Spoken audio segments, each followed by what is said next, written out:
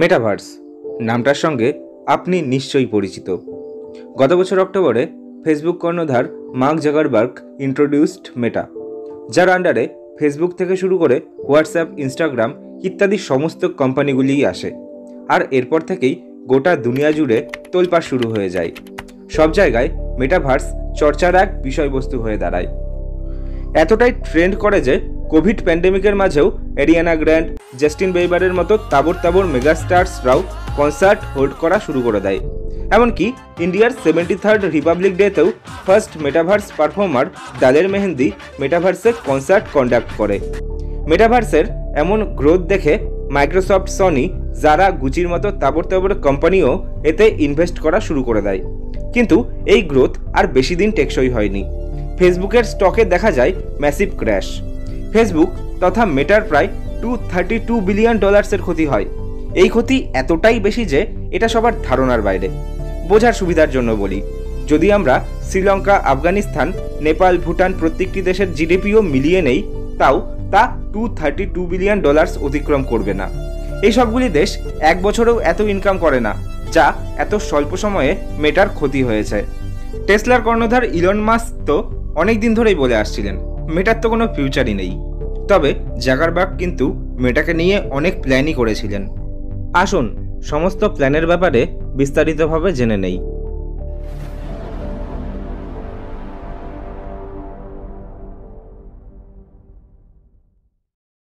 তো স্টোরি শুরু করি আবার অক্টোবর 2021 থেকে, যে সময় জাকারবার্গ সর্বপ্রথম মেটাভার্সের প্ল্যানের ব্যাপারে অ্যানাউন্সমেন্ট করে। According to the plan, Zuckerberg এমনই এক ভার্চুয়াল ওয়ার্ল্ড বানাতে চেয়েছিলেন যেখানে মানুষ virtually hangout, party, official meeting সবই অ্যারেঞ্জমেন্ট বা অ্যাটেন্ড করতে পারবেন, তাও আবার নিজের জায়গা থেকে 1 ইঞ্চিও না সরে। ভাবতে পারছেন? ধরুন আপনি ভ্যাকেশনে গোয়া গেছেন এবং হঠাৎই এক আর্জেন্ট মিটিং চলে এলো। এবার আপনি কি করবেন? অবশ্যই সবার প্রথমে মিটিং অ্যাটেন্ডিংয়ের জন্য কাপড় চেঞ্জ করবেন এবং প্রপার ব্যাকগ্রাউন্ড খুঁজবেন। কিন্তু ভাবুন তো, এই একই ভ্যাকেশন যদি আপনি মেটাভার্সে কাটাতেন এবং হঠাৎই মিটিংয়ের নোটিফিকেশন এলো, এবার কি করবেন? সিম্পল, স্ক্রিনে অ্যাভেলেবেল অপশনের মাধ্যমে অফিস সেটআপে ক্লিক করে meeting attend, that's it. This is a small concept about metaverse. ঘরের চেয়ার বা সোফায় বসে গোটা দুনিয়া হাতের মুঠোয়। এ কিন্তু ডোরেমনের সেই এনোয়ে ডোরের থেকে কম কিছু নয়। এবং এই ইমাজিনেশনকে বাস্তবায়িত করতেই Zuckerberg Horizon World, Horizon Work রুমসের মতো প্ল্যান্স লঞ্চ করেন। কিন্তু অগাস্ট 2022-তে হরাইজন ওয়ার্ল্ড ফ্রান্স ও স্পেনে লঞ্চ হবার পাশাপাশি টুইটার জুড়ে মিমের বন্যা বয়ে যায়। ছবিটি আপনি নিজেই দেখুন। এই ছবি নাকি জাকারবার্গ তার $10 বিলিয়ন ভেঞ্চারের মেগা লঞ্চে দিয়েছিলেন, and people was too quick to response. নেটিজেন্সরা জাকারবার্গের এই প্রজেক্টকে নেহাত বাচ্চা মশারা আর কিছু বলতেই নারাজ। অ্যান্ড টু বি অনেস্ট, বলবেই বা না কেন, ভিআরের এই যুগে যখন সিওডি বা অন্যান্য আরও হাই গ্রাফিক্সযুক্ত গেম সত্যি রিয়ালিটি ফিল করায়, সেখানে এত হাইপ ক্রিয়েট করার পর শেষে এই। এর আগেও 2021-এ ইউএস এবং কানাডাতে মেটা লঞ্চ করা হয়, যা বিশালভাবে ফ্লপ খায়। অর্থাৎ মেটা তার গোল থেকে বাস্তবে অনেকটাই পিছিয়ে। ওয়াল স্ট্রিটের জার্নালের তথ্য অনুযায়ী মেটার ইনিশিয়াল গোল ছিল 5 লাখ মান্থলি অ্যাক্টিভ ইউজার্স বছরের শেষে এঙ্গেজ করানো, যা রিভাইজ করার পর হাফ করে দেওয়া হয়। তাতেও গোল আনঅ্যাচিভডই থেকে যায়। আর এতে অন্য এক জায়ান্ট কোম্পানি টুইটার বা টেসলার কর্ণধার ইলন মাস্কের বক্তব্য শুনুন। You know, when I grew up, it was like, don't sit too close to TV, it's going to ruin your eyesight. And now we got like TV is like literally right here. I'm like, what? আর এতে আমি Elon মাস্ককে 100% সমর্থন করি। ছোটবেলা থেকেই আমাদের বলা হতো TV screen থেকে দূরে থাকতে, আর এখন জাকারবার্গ ডিসপ্লেকেই নাকের ওপর রাখতে বলছেন। How healthy is that? সিএনবিসির এক সার্ভেতে যখন প্রসঙ্গ ওঠে মেটাভার্স সম্পর্কে, তখন একদল নেহাতি দাবি করে একে hype, socially awkward for teenagers and Facebook trying to rebrand বলে দাবি করেন, যার আসলে বাস্তবে কোনো রিয়াল ভ্যালুই নেই। এছাড়া ইউজার্সদের কাছ থেকেও এমন কিছু অভিযোগ উঠে আসছে যেগুলিও ফেসবুকের রিসেন্ট ফেইলারের কারণ হয়ে উঠেছে। Problem number 1, cloning. আপনারা প্রত্যেকেই মেটার অন্তর্গত হোয়াটসঅ্যাপের স্ট্যাটাস ফিচার, ইনস্টাগ্রামের রিল ফিচার বা ডিসঅ্যাপিয়ারিং ফটো ফিচার প্রত্যেকটির সাথেই চিরপরিচিত। কিন্তু আপনারা কি জানেন এগুলি হোয়াটসঅ্যাপ বা ইনস্টাগ্রামের নিজস্ব ফিচার নয়? এগুলি সবটাই পপুলার অ্যাপ স্ন্যাপচ্যাট থেকে কপিড বলতে পারেন, যার জন্য মেটাকে অনেক ক্রিটিসাইজডও হতে হয়েছে। কিন্তু লিমিট তো তখনই ক্রস করে যখন জাগারবার্গ টিকটকের পপুলারিটি দেখে এরই হুবহু কপিড অ্যাপ ল্যাস্তো লঞ্চ করে দেন, তাও আবার অনলি 2 বছরের মধ্যেই। কিন্তু ল্যাস্তো বিরাট বড় ফেইলার প্রমাণিত হয়। বাধ্য হয়ে লস সামলাতে জাগারবার্গকে এই ল্যাস্তো চিরকালের জন্য বন্ধ করে দিতে হয়।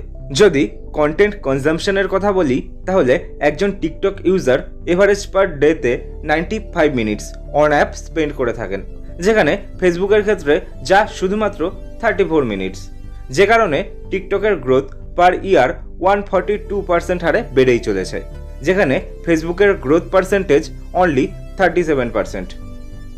আর এর থেকেই চলে যাব প্রবলেম নাম্বার 2 এর দিকে, যা হলো greed for market capitalisation. Recent কিছু আর্টিকেল আমাদের ভাবতে বাধ্য করেছে, ফেসবুক এসব কি শুধুমাত্র প্রফিট আর্নিংয়ের জন্যই করছে, নাকি এই কোম্পানি কিপটেও বটে? অর্থাৎ লোকের কাছ থেকে তো অনেক কিছু নেওয়া হচ্ছে ঠিকই, কিন্তু দেওয়া হচ্ছে না তেমন কিছুই। আপনারা বিভিন্ন প্ল্যাটফর্মে কন্টেন্টের পাশাপাশি বিভিন্ন অ্যাড নিশ্চয়ই দেখে থাকেন। এই অ্যাডের রেভিনিউ সেই প্ল্যাটফর্ম এবং কন্টেন্ট ক্রিয়েটার দুজনেই ভাগ পেয়ে থাকেন। ফর এক্সাম্পল, ইউটিউব যা আয় করে থাকে তার 50% বা তার বেশি যেভাবেই হোক কন্টেন্ট ক্রিয়েটারকে দেওয়া হয়, কিন্তু ফেসবুকের ক্ষেত্রে এমনটা হয় না। লভ্যাংশের 97% ফেসবুক একাই নিয়ে নেয়। এতে কন্টেন্ট ক্রিয়েটাররাও ফেসবুকের তুলনায় ইউটিউবেই কন্টেন্ট আপলোড করতে বেশি পছন্দ করেন, যেমনটা আমি। এবার চলে আসি প্রবলেম নাম্বার 3তে, অ্যাগ্রেসিভ অ্যাকুয়ারিং।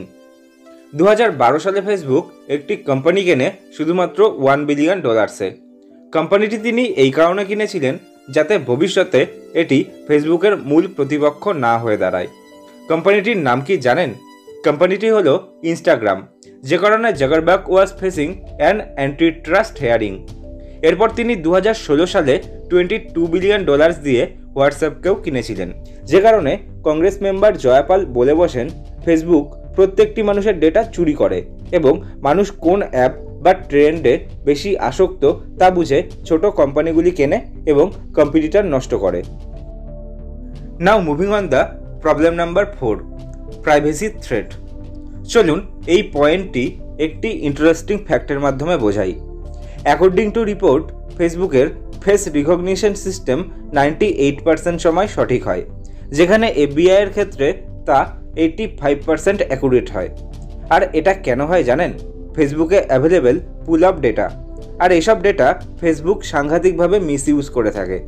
বিভিন্ন তথ্যের মাধ্যমে জানা যায় বিভিন্ন ডেটা ইউজ করে ফেসবুক 2016 সালের ইউএস প্রেসিডেন্ট ইলেকশনে ট্রাম্পকে বিপুল ভোটে জিততে সাহায্য করে।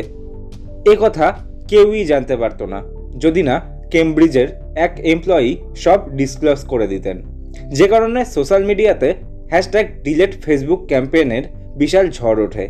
এরপর ইউএস সেনেটার্স যখন জাগারবার্গকে কাঠগড়ায় তোলেন, তখন জাগারবার্গের মুখে শুধু একটাই বুলি ওঠে, it was my mistake and I am sorry. এবার দেখে নেব last problem, Facebook policies and absence of policies. আপনি জানলে থমকে যাবেন, 2017 সালে ফেসবুক লাইভে অনলি 15 বছরের একটি বাচ্চাকে অ্যাসল্ট করা হয়েছিল, যা একসাথে 40 জন দেখেছিলেন। আর আজব বিষয়, ফেসবুক অ্যালগোরিদম এটি ডিলিট তো করেইনি, বরং পরে এটি সবার ফিডে শো করছিল। পরে এক টিম অফিসিয়ালি রিপোর্ট করলে শেষে এটি হাইড হয়। শুধু তাই নয়, ফেসবুকে প্রতিদিন অজস্র মার্ডার, মুন্ডচ্ছেদ, মলেস্টেশন ইত্যাদির ভিডিও রোখা সম্ভবই হচ্ছে না, যার ডাইরেক্ট প্রতিফলন পড়ছে ফেসবুকের স্টকে। উদাহরণস্বরূপ, যেখানে ডিসেম্বর 2021-এ ফেসবুকের একটি স্টক $350 ছিল, সেখানে এই মাসে তা কমে $89-এও দাঁড়িয়েছিল। আর সবচেয়ে আজব বিষয়, জাগারবার্গ এই সমস্ত অভিযোগের তীর দিচ্ছে অ্যাপেল এবং গুগলের দিকে। আপনারা যদি এই ব্যাপারে ইন্টারেস্টেড থাকেন, কেন ফেসবুক অ্যাপেল এবং গুগলকে দায়ী করছে তা কমেন্ট বক্সে কমেন্ট করে জানান। তাছাড়া আপনাদের মতামত জানান, ফেসবুক কি আদৌ সার্ভাইভ করতে পারবে, নাকি সবার ভুল ভেঙে দিয়ে ফেসবুক বা মেটা ইতিহাস রচনা করবে? জানান কমেন্ট সেকশনে। আপনি যদি এই চ্যানেলে প্রথম এসে থাকেন তাহলে অবশ্যই চ্যানেলটি সাবস্ক্রাইব করুন। আপনারা সবাই ভালো থাকবেন এবং সুস্থ থাকবেন। ধন্যবাদ।